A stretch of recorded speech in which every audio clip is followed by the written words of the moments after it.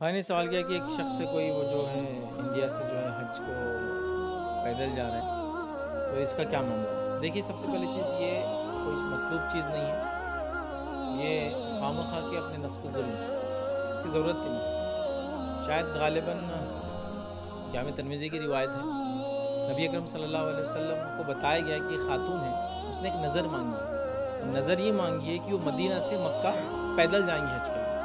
نبی اکرم صلی اللہ علیہ وسلم فرمایا، اس کو کہو کہ نظر کو توڑ دے اور اس کو سواری پر سوار کر دیا جائے، مطلب اس نظر کو توڑنے کا حکم دیا اور سواری پر سوار ہونے کا حکم دیا، ٹھیک ہے۔ خود نبی اکرم صلی اللہ علیہ وسلم نے ایک بار حج کیا اور آپ سواری پر حج کے لیے گئے۔ اسی طرح روایت کے اندر آتا ہے کہ نبی اکرم صلی اللہ علیہ وسلم نے حج کیا اور حج میں طواف بھی جانور پر بیٹھ کے کیا، اونٹ پر بیٹھ کے کیا۔ ایک انسان جو ڈسیبلٹی رکھتا ہے، کمزور ہے، بیمار ہے، تھک گیا ہے، تو وہ سواری کی مدد سے بھی طواف کر سکتا ہے۔ تو اسی لیے آج کل آپ دیکھیں گے گاڑیاں لگا رہے وغیرہ کر رہے، سائیکل پہ لے جاتے، یہ بھی کیا جا سکتا ہے، مطلب کوئی اور کروائے، تو یہ بھی دیکھا گیا اور یہ بھی آپ صلی اللہ علیہ وسلم نے کیا۔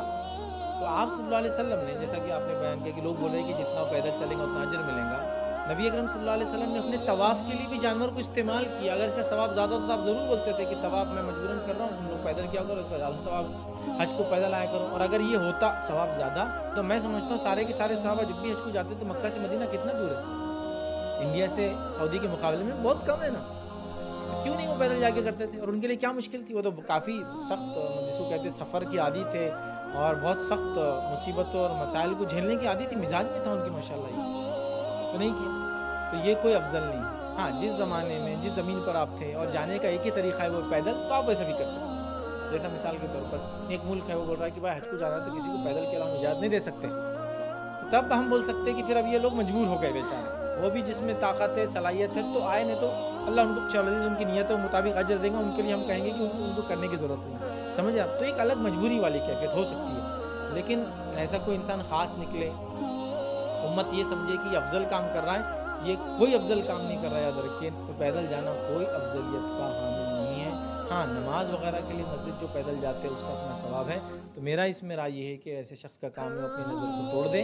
نبی اکرم صلی اللہ علیہ وسلم نے ایک عورت کو توڑوائی اور اس کا کام ہے کہ سواری پہ جائے، مطلب وہ فلائٹ وغیرہ سے جو بھی سہولت والی چیزیں ہوتی ہیں اس کو استعمال کرے۔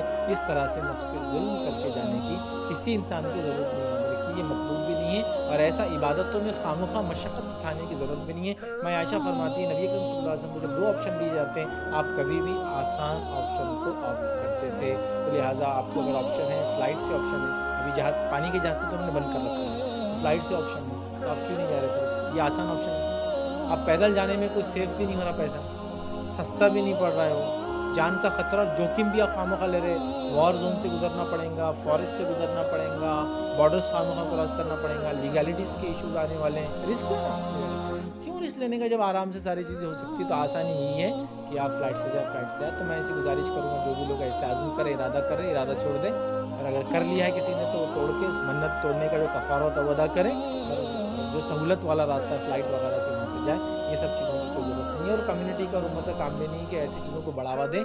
یہ کوئی مستحب، یہ کوئی ریکمنڈیڈ، یہ کوئی سنت عمل نہیں ہے، یہ کوئی ایسا عمل نہیں اس کو بڑھاوا دیا جائے، ٹھیک ہے؟ بہرحال اس کی ضرورت نہیں، میں یہ کہوں گا۔ تو میرا اس پہ یہ رہے گا کہ